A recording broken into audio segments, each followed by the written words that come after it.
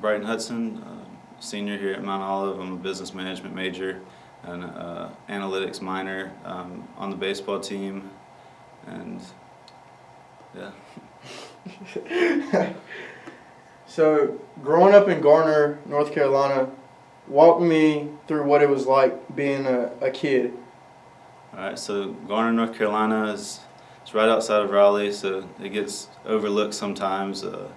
It's a very small town feel where the community is very close and knows about everybody and what's going on. The sports in Garner are a huge part of the life there, with football being king and everything else falling under that. But nonetheless, the expectation is the same in all sports. So from a young age, I was always focused on the Friday night lights. This is the dream you're supposed to fill out. As a young kid, you're at football games every Friday night with your family, playing around with the kids your age that expect to be on that field one day. Same with baseball.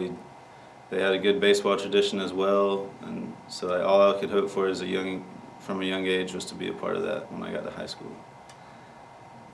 When did you first pick up a baseball and think that, all right, I'm going to take this seriously?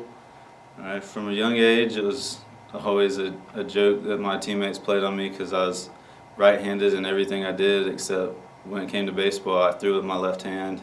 And so a lot of people joke that my parents put my right arm behind my back and made me throw left-handed until it felt comfortable. But from a young age, I always had some natural ability and skill sets that really helped me out with baseball, especially being more of a calm person and not really emotional when it comes to things. Helped me have a short memory, which is big in baseball. And so probably up through Little League to All-Stars and then middle school, when I really felt like I was getting more serious, this is something I can do for a while and take me to college and the next level. Growing up as a young athlete, was there any tragedy or adversity that you had to overcome? In basketball, my 8th grade year, I had a tragic knee injury that set me out for about 6 months to recover, and that really taught me a lot as far as coming back, and not everything's always perfect, and when it's not, you have to adjust and overcome it. If not, that it can really take a toll on your ability and how you are as an athlete when you come back. At the beginning, it was like a why me, why does this happen? I've prided myself on being healthy and staying in shape and eating well and really trying to be the best athlete I can be. So it's like, how does this happen to someone like me that's working so hard towards something? And so at first it was kind of devastating and really depressing at times, especially at a young age when all my friends are running around and getting better. And the 8th to 9th grade is a very big part of an athlete's development stage, so I felt like I was missing out on that. But after the first month, I was like, I'm either going to overcome this or it's going to set me back for forever. And so I really started hitting it hard with my rehab and telling myself that I'm going to come back and be better than I was before it. What was it like being a multi-sport athlete in the Raleigh area, where there were so many high schools that were so competitive in all different types of sports? It was probably one of the best parts of my life so far. I mean, in the Raleigh area, if you're an athlete in one sport that has success or multiple sports, it seems like everybody knows you wherever you go. So you're almost held to a higher expectation, like when you go out in the city or go out with your friends at night or after games to cook out or wherever it may be. And it's honestly a blessing that I had the opportunity to be on that stage and level, and basically that just that type of pedestal at an early age. And I think it really helped me mature, because like I said, everywhere I go there's a chance I'd know somebody or they knew who I was. So I always had to be on my best behavior and really just show respect to everybody, because I never knew who was watching. Speaking of people knowing you, I saw that you have a Brighton Hudson fan page on Instagram. So how do you view yourself as a person and an athlete, or is there a separation between the two? I think it goes hand in hand, because there's a lot of guys I feel like that have two different lifestyles on the field and off the field, as far as just how they treat people or just how they're viewed. And I try to keep both of mine in the same perspective as far as, like, I always try to do the right thing. Like, on the field, if you've seen me pitch or play, like, I try to remain very calm like I am as a person, and I always try to stay very respectful regardless of the opponent or how they're acting in the other dugout or on the other sideline. And so, I mean, I view myself as the same person on and off the field, but obviously the fan page is pretty funny considering that it was just from a high school football thing. So being the uncle of Brighton Hudson, you know him better than most people, right? So what would you say about him as a person and an athlete? As a person, he's just a great young man. He always has been all through. He's always been very polite and loving kid, and he's always worked hard at what he wanted to do. If he played whatever sport he played, he always worked hard at it. I mean, so that's just the pride and whatever he wants to do, he's done it to improve at it. So he's put the work in. So naturally, and as an athlete, that goes the same way. He's put the work in. He's developed at each level he's played. He's made more and more success. What sense of pride do you have knowing that you have an uncle who played baseball here for Coach Carl Lancaster, and then here you are playing for Coach Carl Lancaster, one of the most legendary coaches in baseball? I mean, it's a tremendous pride to basically carry on a family sort of, I guess, legacy or tradition. My uncle was actually the first player Coach Carl ever recruited, so to think that my uncle was part of some of his first wins, and I've been part of some of his, I was a part of his 1,000th win and his 1,100th win this year. I actually started the game that he got that in, so that was pretty special to me. It's hard sometimes to put into perspective because it's such an age gap because Carl was just a new guy, a rookie basically when he coached my uncle, and now he's, like you say, he's got these legendary numbers. He's known all across the state and nationwide, and as this coach with all these wins, and just to be a part of basically the whole time span through my uncle's stories and mine is pretty special. You played here as well, right? Yes, I did, a long time ago. What sense of pride do you feel knowing that you were part of Coach Carl Lancaster's 100th win in his second season? And Brighton has been a part of Coach Carl Lancaster's 1,000th win, and he pitched in his 1,100th win. So what sense of pride do you feel knowing that your last name is a part of so much history here? It feels great. It just gives me that extra pride, and that Trojan green bleeds through me, because I've always been an alumni here, and through that, it's been great to see Coach Lancaster stay all these years.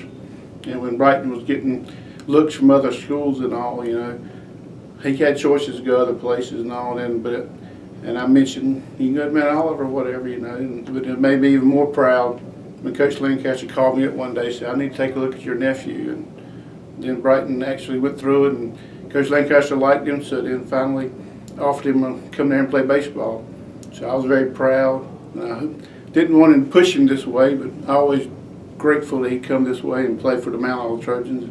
Now we'll all be a Trojan together for life. So.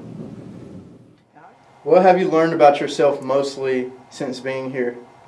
I've learned that I'm a lot more tougher, I feel like, than I gave myself credit for. My freshman year, I battled another knee injury that set me back, and just the adversity with playing a college sport, as far as time management, always having an extra priority compared to other students, and like I said, having to still hold yourself to the same expectation as everybody and a little better, because more people in the community know you, and just people are always watching, waiting to see something go wrong or something that could potentially throw you off track. And so, yeah. Walk me through your game routine. What is do you have any rituals or anything like that? So in the past, I haven't been doing it this year, so I can't start, but the past few years, I'd always watch the 8-mile rap battles the night before the game.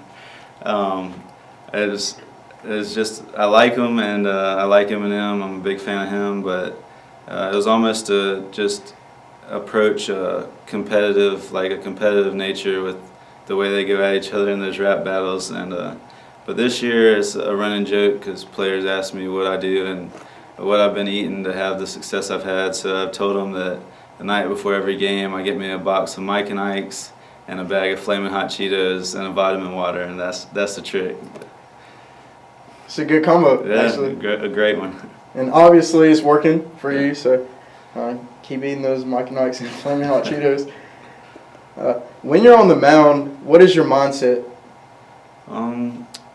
I mean, all pitchers I feel like have to have some type of bulldog mentality as far as like attacking the hitters, or that no hitter they're going to face is better than them or whatnot. But I try to approach it more as from a conviction side of is if I execute my pitches that there's no way they can do something good with it. So when I'm up there, like I said, I try to remain calm, and I have a very upbeat tempo. I'm trying to come at the hitters as fast as possible and basically make them uncomfortable with the speed I attack them at. And I really just, like I said, I stay calm, like just next pitch mentality always. If I give up a hit, it's over, can't change it, go to the next pitch.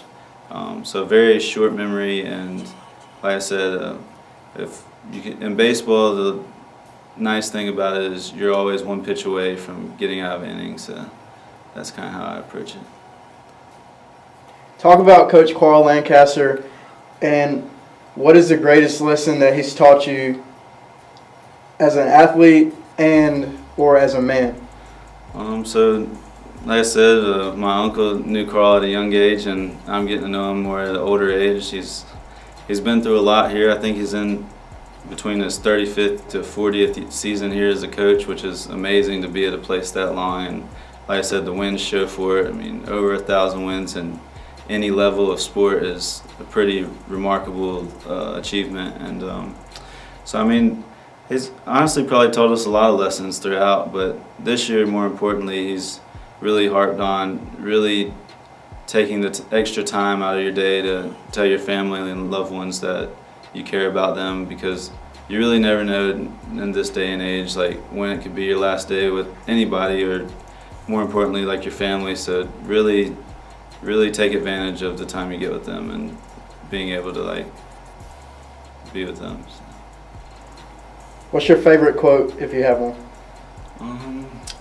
It's hard to pick a quote straight off the top of my head. There's a Bible verse that I used to read in high school that I want to say it was Psalms 18:39. The numbers could be off a little bit, but it was about the good Lord giving me strength for battle and making my opponents or adversaries bow at my feet. And that's always stuck with me, because like through him, if I just do everything I'm supposed to in battle, that I will be able to have success as long as I trust in him and trust my approach and make adjustments when needed. But so that's probably one of my quotes that's very kept at the top of my head.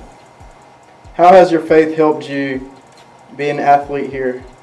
I mean, obviously being at a Christian school, it's more harped on as far as faith and acting like a Christian, so I mean, I think it's helped me a lot just to stay level-headed and always be pushing to make the people around me better people, and just really playing my sport through him and letting his light shine through me. I want to be known as the guy that's always done it the right way. I've worked as hard as I possibly can to get where I'm at. I wasn't hands or spoon-fed anything. I'd like to think that I always try to outwork everybody in the room. Obviously, there are other guys that work equally as hard, and if not even harder, but I'd like to know that I played the sport the right way. I treated everybody with respect, and if it comes to opportunity where I get to play at the next level and get to have a new mascot other than a Trojan, that would be great. And if not, I know I left it all out on that field.